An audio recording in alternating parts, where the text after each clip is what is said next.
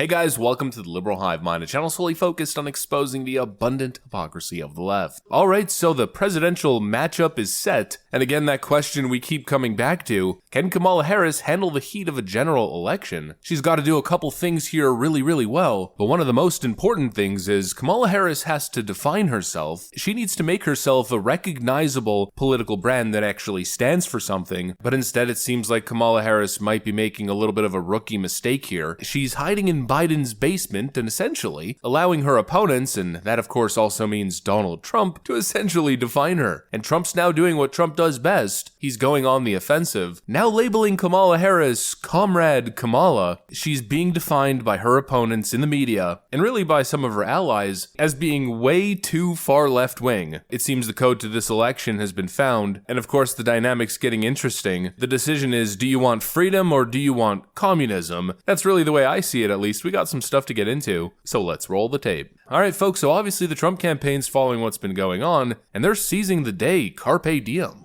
Kamala went full communist. You heard that? She went full communist. She wants to destroy our country.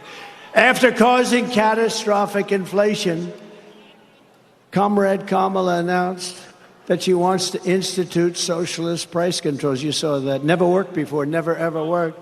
This is the Maduro plan, Venezuela. Maduro plan of like the old Soviet Union. They tried it. How did the Soviet Union work out? It became Russia, a smaller version.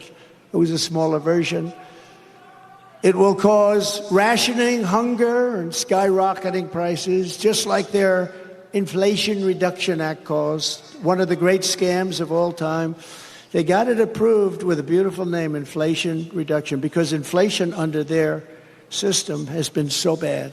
It's gone up much more than 50%. You know, they say 30, 40, 50, much more. People are being devastated. They're being devastated. Now, of course, the left is reacting as you might expect. All he does is call his opponents names. He's acting like a schoolyard bully. Of course, they're gonna clutch their pearls, talk down to you from their imaginary ivory tower in the most condescending of fashion. Donald Trump's so immature, yada yada yada. But of course, it's all nonsense. Labeling Kamala Harris Comrade Kamala isn't a petty insult. It's not an ad hominem. It's simply an accurate warning label. I mean, just think about it. You've seen those cigarette packs that have those warning labels on them. Some of them go to the extreme and depict some pretty gruesome stuff warning you what could happen. Well, essentially, it's pretty much the same thing. The Kamala Harris presidential ticket. Looks all shiny, feels good now, doesn't it? You'll get all kinds of free crap. But of course, you might want to slap the communist warning label on top of that. Warning, very volatile, delicate ideology that generally devolves into the quick erosion of rights, expansion of government, and of course government control, and then of course inevitably fascist takeover. I mean, that's all it is. I mean, at the end of the day, what can you do other than warn people not to do drugs? Communism, the empty dream that is communism, is essentially an ideological drug. And in an ideological free society, well, in some cases, I guess people are allowed to engage in said drug. And so what more can you do than to warn about the damages? I think what Trump is doing is not offensive at all, but rather patriotic, if anything. You know, I know that leftoids hate to hear this, but not all the criticism lobbied towards you and your friends is racism, misogyny, or bigotry. Most of it, if not all of it, is generally rooted in some sort of context or fact. It's accurate to call Kamala Harris a communist. It has to be about a goal of saying everybody should end up in the same place.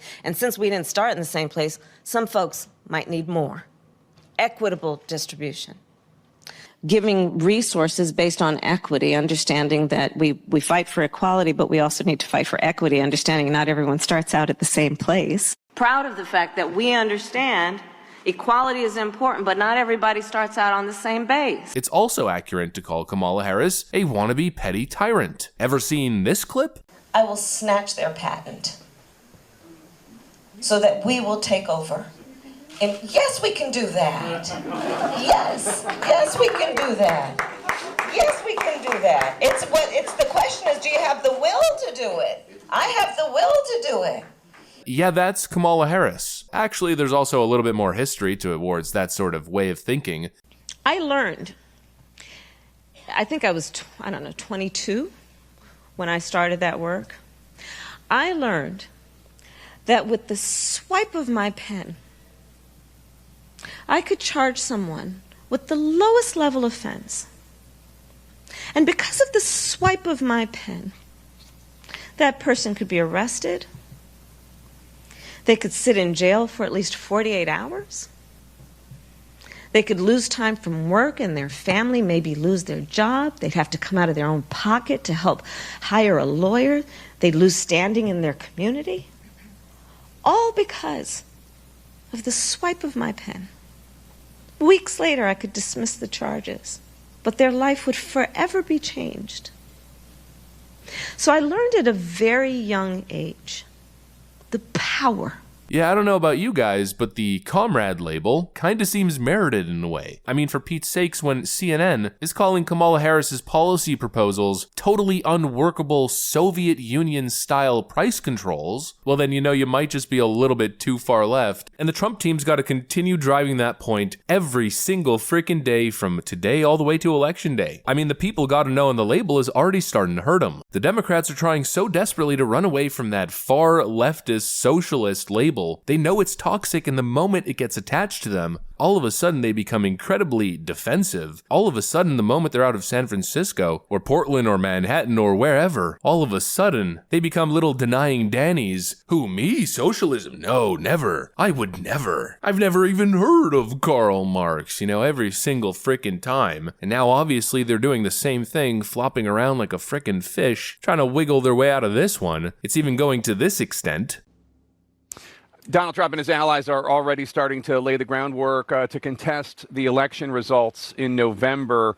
Are you confident that a Republican-led House will certify the 2024 election in January?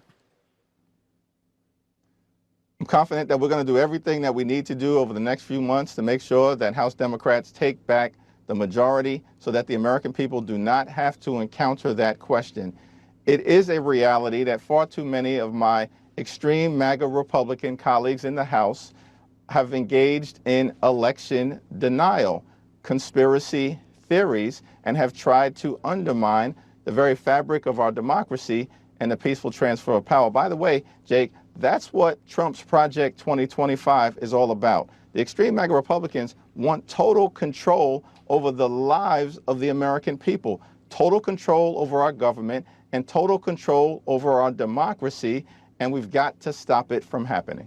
Yeah, that's Democrat minority House Leader Hakeem Jeffries trying to gaslight the American people into thinking that the MAGA Republicans are the ones who want big government that controls people's lives. These people are completely out of their minds. He says this less than a week after Kamala Harris promised Soviet-style government price controls targeting private grocery chains. And really, that's the tip of the leftist socialist fascist iceberg. I mean, how long has it been? Maybe 2 years ago, Joe Biden was trying to spawn a Ministry of Truth of sorts at the Department of Homeland Security. And of course, Joe Biden, Kamala Harris, and her minions have a history of working with shadowy figures, trying to undo elections. They have a history of working behind the scenes with social media companies in widespread information censorship campaigns. I mean, all of this is documented fact, but the Republicans are the ones who want big government, big brother, controlling and managing your lives and making decisions for you. What a load of crap that is. I mean, here we are, 2024 clown world, where the lefties in the left party point the finger at the other side towards Republicans and say, ooh, scary big government guys, essentially warning you of the threat that they pose. What a ridiculous, backwards concept. And not exactly the greatest defense I've ever seen. Trump's got them labeled, clearly they're on the defensive, and of course the polls are certainly suggesting that. Let's see if they could convince the American people that they don't represent the communist threat that they clearly do. That's it. That's pretty much the video. Hopefully you guys enjoyed this one. If you did, make sure to leave a like and possibly subscribe to the channel. Thanks for watching, and I'll see you on the next one.